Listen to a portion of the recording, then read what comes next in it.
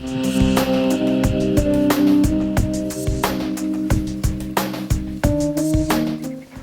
pembuangan akhir atau TPA di Desa Lulim, Kecamatan Muara II, Kota Lok Sumawi, Provinsi Aceh.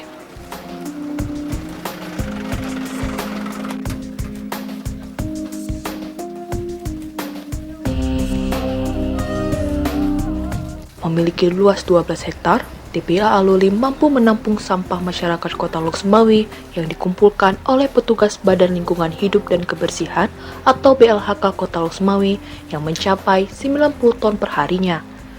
Sampah-sampah tersebut disatukan antara organik dan non-organik.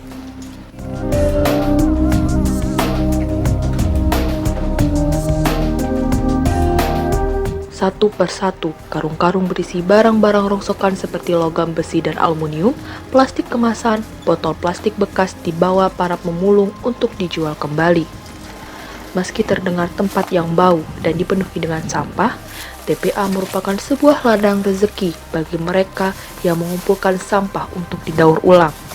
Para pemulung ini mencari barang-barang bekas untuk didaur ulang di antara hewan-hewan ternak seperti sapi yang digembalakan di tempat ini. Tempat pembuangan sampah memberi akses pada bangau-bangau putih dan sapi untuk mendapatkan makanan dari limbah yang dibuang setiap harinya di tempat ini.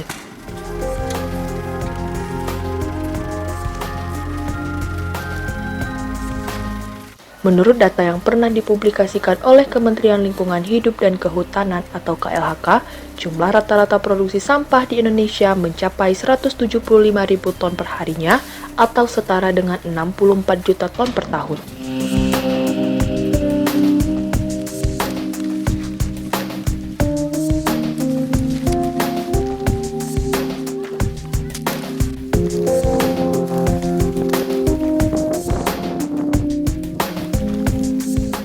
Hal ini juga dibuktikan dari studi yang dirilis oleh MC Kainsi NCO dan Ocean Conservancy yang menyebutkan Indonesia sebagai negara penghasil sampah plastik nomor 2 di dunia setelah Tiongkok.